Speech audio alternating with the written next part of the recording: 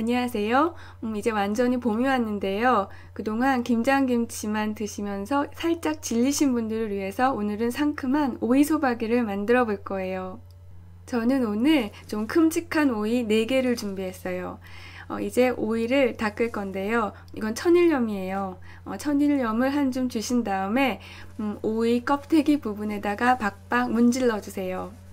오이 껍질에는 단단하고 거친 부분이 있고 왁스가 발라져서 나오기도 해요. 이런 거를 닦아내기 위해서는 입자가 거친 천일염이나 설탕을 이용하시면 돼요.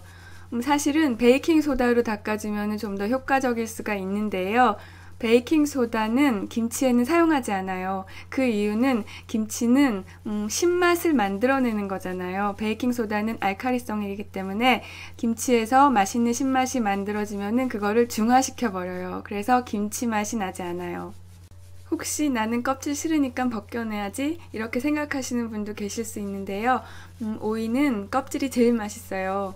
그리고 제 생각에는 오이에는 발효를 담당하는 박테리아가 거의 없어요. 아주 조금 있는데 그나마 껍질에 남아있는 것 같아요. 그러니까 껍질을 만약에 벗겨내시면은 발효가 아마 일어나지 않을 거예요. 이렇게 소금으로 박박 닦으신 다음에 물에 깨끗이 씻어주세요. 그리고 이제는 소금물을 만들 건데요. 김치 담그실 때는 반드시 천일염을 사용하셔야 돼요. 천일염 테이블스푼 하나에다가 물은 4배에서 5배 정도 넣어주시면 돼요. 저는 4배를 넣었는데요.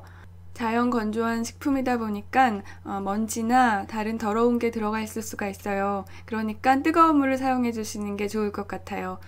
직접 끓여서 사용하셔도 되고요. 저는 팔팔 끓는 물을 넣어줬어요. 이렇게 소금물을 만드신 다음에 김치를 담글 때는 좀 식어야 되잖아요. 소금을 다 녹인 다음에 잠시 그대로 놔둬서 식혀주세요. 외국에 사셔서 천일염을 구하기 어려우신 분들은 코셔솔트를 이용해주세요. 코셔솔트는 천일염, 즉 바다소금에서 소금을 제외한 미네랄을 모두 제거한 거예요. 그런 점에서 정제염과 비슷한데 정제염에는 각종 첨가물이 들어가 있는 반면에 코셔솔트에는 첨가물이 거의 들어있지 않대요. 그런데 간혹 덩어리 방지제가 들어가 있기도 하대요. 그런데 김치를 담그실 때는 이런 덩어리 방지제가 없는, 첨가물이 하나도 없는 코셔솔트를 이용해 주세요.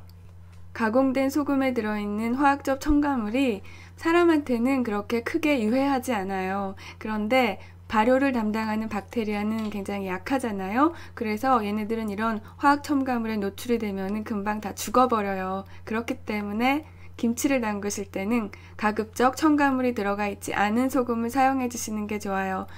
이제 오이를 잘라주시는데요. 4등분을 한 다음에 십자 모양으로 칼집을 내주세요. 칼집을 내주실 때 저렇게 끝부분을 살짝 남겨주셔도 좋고요. 아니면은 그냥 4조각으로 잘라주셔도 상관없어요.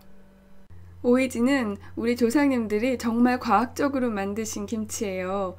중요한 건 저렇게 십자 모양, 씨가 노출되게 썰어야지 돼요. 이렇게 가로로 써시면은 안 돼요. 그동안 제가 올린 김치 담그는 영상을 보신 분들은 잘 아시겠지만은요. 저는 거의 절이지 않아요. 배추김치의 경우에는 배추를 다루기 쉬운 정도가 될 때까지만 절여주고 무나 당근으로 깍두기를 담글 때는 아예 절이지 않거든요. 그런데 오이는 반드시 절이셔야지 돼요. 옛날에는 배추나 무도 소금으로 아주 세게 절였는데요. 그거는 냉장고가 없는 시절이었어요. 요즘은 냉장고가 있으니까 배추나 무는 최소한으로 절이거나 아니면 절이지 않으시는 게 좋아요. 그런데 오이는 꼭 절여야지 되는데 그 이유는 오이의 씨 부분은요, 금방 썩어요. 생오이를 자주 드셔보신 분들은 아시겠지만은 오이는 껍질 부분은 단단해요. 근데 가운데 씨 부분은 물컹하거든요. 그만큼 수분이 많다는 거예요. 수분이 많다는 거는 그만큼 미생물이 좋아한다는 뜻일 거예요. 그리고 번식을 해야 될 경우에는 씨가 땅속에서 빨리 분해돼야지 더 잘 자라난대요. 그렇기 때문에 씨 부분은 다른 부분보다 훨씬 빨리 썩어요. 그래서 오이를 절이지 않고 오이소박이를 담그면은 씨 부분에서 쉰내가 올라오거나 아니면은 썩어버려요. 그렇기 때문에 오이소박이를 담그실 때는 씨 부분이 최대한 많이 노출되도록 저렇게 십자 모양으로 자르시고요.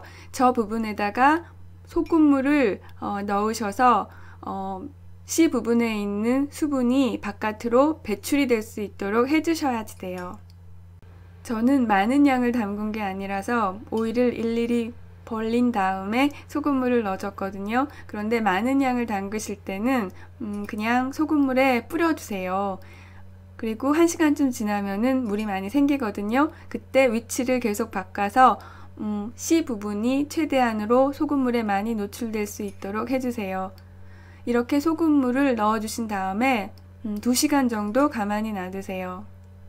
그런데 기다리시면서 가만히 있지는 마시고요. 한 30분에 한 번씩 정도 체크를 해주세요. 지금 30분이 지난 상태인데 지금은 아무런 변화가 없어요. 이럴 때는 소금물을 다시 따른 다음에 아직까지 단단해 보이는 오이에다가 집중적으로 공략을 해주세요. 그리고 가만히 놔두시고 30분에 한 번씩 위치를 바꿔가면서 골고루 물이 빠지도록 기다려주세요. 2시간이 지난 다음에 이제는 풀을 써주세요. 찹쌀 테이블스푼 반개 7.5ml 정도에다가 그 10배 되는 물 75ml의 물을 부어주시면 되는데요. 물을 한꺼번에 많이 붓지 마시고 조금만 넣고 찹쌀을 잘 개어주신 다음에 나머지 물을 붓고 바글바글 끓어오를 때까지 기다리시면 돼요. 보통 김치를 담글 때 설탕이랑 풀을 넣어주는데요. 설탕은 상온에 있을 때 박테리아가 먹이로 사용을 해요. 그리고 냉장고 안에서는 박테리아가 추워서 설탕이 아닌 전분을 먹는데요. 그런데 제 경험으로는 전분을 먹고 발효됐을 때가 훨씬 감칠맛이 많았어요. 이제 오이소박이 안에 들어가는 양념을 만들어 볼 건데요. 제가 아까 오이에는 발효를 하는 박테리아가 거의 없다고 말씀드렸잖아요. 사실 이번 김치에 발효를 담당하는 거는 부추예요. 부추에서도 뿌리 부분에 발효를 담당하는 박테리아가 집중되어 있을 거라고 추정이 돼요. 그러니까 뿌리를 잘라내지 마시고 반드시 사용을 해주시고요. 혹시 재료 중에 가공된 식품이 들어가서 첨가물이 있을 것 같다. 그런 걱정을 하시는 분은 부추를 많이 넣어주세요. 그리고 제가 깍두기를 담그면서 설명을 드렸는데요. 이렇게 땅 속에서 자라는 무 같은 경우는 박테리아를 굉장히 많이 가지고 있거든요. 그런데 오이소박이를 담글 때는 무는 절대 넣지 않아요. 그 이유는 오이와 무에는 각각 비타민C가 들어있는데 얘네들이 서로의 소화 흡수를 방해한대요. 김치를 담그면은 비타민C가 파괴될 거라고 생각하시는 분들이 간혹 있어요. 근데 그렇지가 않고 발효가 점점 될수록 비타민C가 많아진대요. 김치가 아주 맛있게 담가져 있는 상태 있잖아요. 그때가 발효도 가장 잘 되고 비타민C도 가장 많을 때래요. 그리고 그 이후부터는 비타민C가 조금씩 파괴된다고 하더라고요. 요즘에야 워낙 먹을 게 많지만 옛날에는 김치가 유일한 비타민C의 소스가 아니었을까 그렇게 생각이 들거든요. 그렇기 때문에 이 비타민C를 파괴하는 재료들은 넣으면 안 돼요. 무 넣으시면 안 되고요. 당근도 절대 넣으시면 안 돼요. 이거 꼭 기억해 주세요. 그리고 여기에다가 간을 해야 되는데요. 저는 피쉬 소스를 테이블스푼 2개를 넣어줬어요. 오이소박이는 다른 김치에 비해서 간을 살짝 세게 하시는 게 좋아요. 오이씨에서 수분을 상당 부분 제거하기는 했지만 여전히 상하기 쉽기 때문에 상하는 거를 방지하기 위해서 간을 좀 세게 해주시고요. 마늘도 좀 많이 넣어주세요. 저는 피쉬소스 테이블스푼 2개를 넣어줬고요. 마늘은 4쪽을 넣어줬어요. 오이소박이에는 새우젓간은 안 하시는 게 좋아요. 새우젓이 분해되는 속도보다 오이소박이가 익어가는 속도가 더 빨라요. 그래서 오이가 한참 맛있을 때는 새우의 비린맛이 남아있어요. 그래서 저는 새우젓은 사용하지 않았어요. 그리고 채식주의자이신 분들은 피쉬소스 대신에 소금을 넣어주세요. 김치에다가 간장을 넣으시려고 하시는 분들이 있는데요. 간장 역시 가공식품으로 첨가물이 많이 들어있어요. 물론 사람한테는 나쁘지 않지만 박테리아의 경우에는 거기에 노출되면 죽을 수가 있거든요. 그렇기 때문에 간장이나 가공된 소금은 사용을 자제해 주시는 게 좋아요. 여기에다가 고춧가루를 저는 테이블스푼 4개를 넣어줬는데요. 4개에서 5개 정도 넣으시고요. 그리고 미지근하게 식힌 찹쌀풀을 넣어주시고 잘 섞어주세요.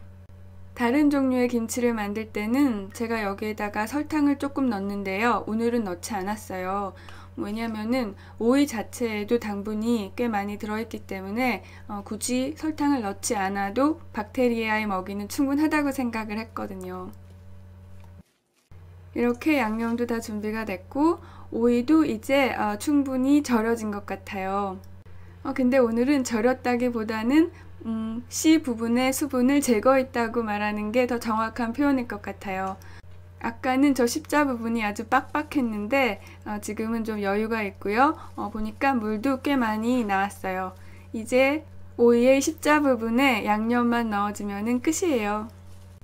양념 속을 넣는 거는 아무 기술이 필요 없는 단순 작업인데요. 눈대중을 잘 하셔서 어떤 애는 너무 뚱뚱하게 많이 넣고 어떤 애는 완전 날씬하게 되는데요. 그러지 않게 공평하게 잘 나눠주세요. 이렇게 만들고 보니까 오이소박이 담그는 게 다른 김치보다 조금 더 복잡했어요. 절이는 과정을 반드시 거쳐야 했기 때문에 그런데요. 그게 귀찮으실 때는 오이를 저렇게 붙어있게 자르지 않으시고요.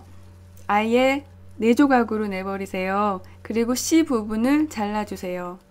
씨를 제거하신 다음에는 깍두기처럼 그냥 양념이랑 다 같이 버무려서 저장했다가 냉장고에 두시면 되거든요.